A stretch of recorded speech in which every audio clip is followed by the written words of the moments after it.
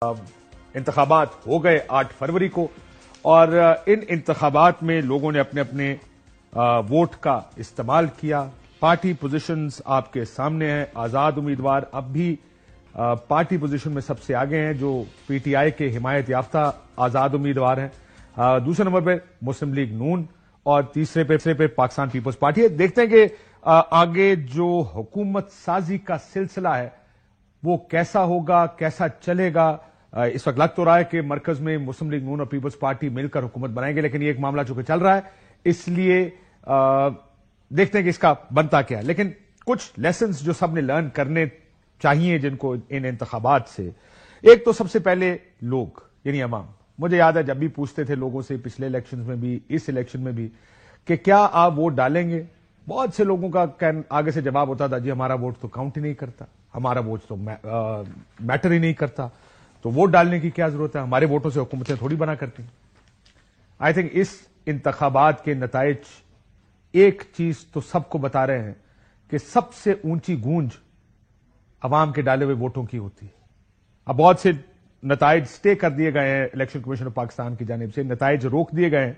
सो देखते हैं कि इन प्रोसीजर्स का क्या बनेगा, लेकिन कम से कम एक बात तय है कि लोगों का डाला हुआ वोट आज लोग ये समझ गए होंगे कि उसकी ताकत क्या है, उसकी आवाज कितनी ऊंची है और वो किस तरह पूरे पाकिस्तान में मैटर करता है।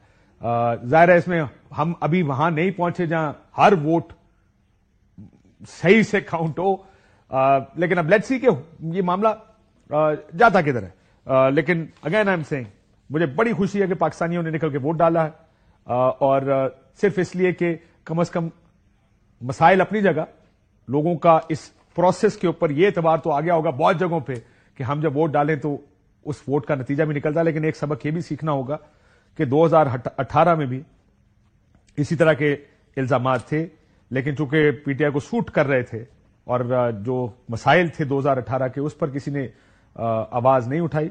आवाज सबके लिए उठाया करें, सिर्फ अपने लिए नहीं। आज ज़ाहिर तरीके इंसाफ ये सोच रही है और मुश्किल में कि हमारा वोट गया है, लेकिन 2018 में भी किसी का वोट गया था, सो उसकी बात सबकी करनी चाहिए।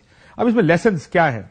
एक सबसे बड़ा लेसन मैंने जब सुना कि तहरीक इंसाफ ने एहतजाज की कॉल दी, तो मुझे हैरानगी हुई कि तहरीक इंसाफ एहतजाज कर रही है इस इलेक्शन में।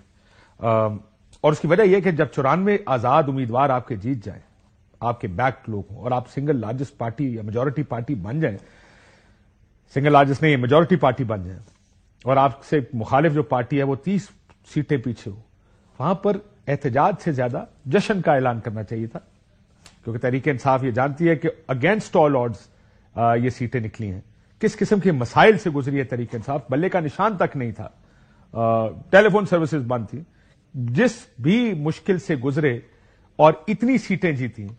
जो कानूनी प्रोसेस है और कानूनी अमल है वो तो चलता रहेगा, लेकिन मेरे लिए बड़ी हैरानगी की बात थी कि एक ऐसा इलेक्शन जिसमें टेक्निकली सबसे ज्यादा सीटें पीटीआई बैक्ड आजाद उम्मीदवारों की है, उस पे जश्न मनाने की बजाय इंप्रेशन ये क्रिएट हो गया कि जैसे धांधली के खिलाफ एहतजाज, यानी ज्यादा सीटें हार गए हैं।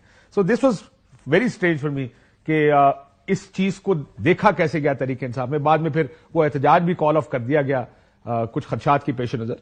सो तहरीक इंसाफ को तो ये सोचना चाहिए था। मुस्लिम लीग नून, जाहिर है उनका एक अपना इंट्रोस्पेक्शन शुरू होगी, वो भी ये देखेंगे कि वो यहां तक कैसे पहुंचे, कि इतने गढ़ जो थे, जो तमाम तर मुश्किलात के बावजूद 2018 में पाकिस्तान मुस्लिम लीग नून ने गुजरांवाला डिवीजन स्वीप किया था, सेंट्रल पंजाब से अपना वोट बैंक एक बड़ी हद तक रिटेन किया था। ये कैसे हुआ? ये मेरा ख्याल है ये दोनों जमातें इस चीज पर जरूर इंट्रोस्पेक्शन करेंगी। और पाकिस्तान पीपल्स पार्टी, जाहिर है पाकिस्तान पीपल्स पार्टी ने ये देखना है कि उनको फौरी फायदा चाहिए या आगे का, वो किसके साथ हुकूमत बनाते हैं, ये फैसला तहरीक इंसाफ पाकिस्तान पीपल्स पार्टी ने करना। अब ये देख ले, 2 बयान दिए गए जिसके ऊपर वैसे ही मेरा ख्याल था आज वजीर आजम, निगरान वजीर आजम अब्दुल हक काकड़ साहब ने एक बयान दिया, एक प्रेस कॉन्फ्रेंस अता तारड़ साहब ने की, और क्या दलील दे रहे हैं वो कि धांधली नहीं हुई।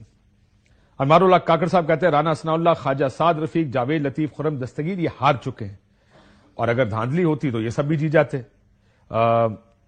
اور خیبر پختونخوا دیکھیں کس طرح پی ٹی آئی نے سویپ کیا ہے. عطا تارڑ صاحب نے بھی اسی طرح کی بات کی کہ آپ کے آزاد امیدوار اتنی تعداد میں جیتے ہیں خیبر پختونخوا سے, تو خیبر پختونخوا میں تحریک انصاف کو جو ویسے مینڈیٹ ملا وہاں دھاندلی نہیں ہوئی, لیکن باقی سب جگہ دھاندلی ہوئی. تو 2018 میں پاکستان پیپلز پارٹی سندھ میں جیتی تھی, واضح مینڈیٹ تھا, لیکن پھر بھی کہاں دھاندلی ہوئی ہے. مسلم لیگ نون سینٹر پنجاب کی سب سے بڑی پارٹی بن کے آئی, حکومت بنانے کی پوزیشن میں تھے, بنانے دی نہیں گئی, لیکن پھر بھی کہا کہ دھاندلی ہے. دونوں نے مسترد کیا انتخابات کو 2018 کے. سو یہ دلیل جو دی گئی, یہ دلیل کو اتنی ساؤنڈ نہیں تھی, اور نگران وزیر اعظم صاحب کو تو ویسے بھی ان معاملات سے دور رہنا چاہیے, ان کے گھر جانے کا وقت آ گیا ہے. یہ معاملات اب ٹریبونلز کے ہیں, الیکشن کمیشن کے ہیں, یا آگے عدالتوں میں جائیں گے. وہ میرا خیال ہے وہ اسی پیڈل پہ پاؤں رکھ کے چل رہے ہیں جس پیڈل پہ وہ پہلے چل رہے تھے.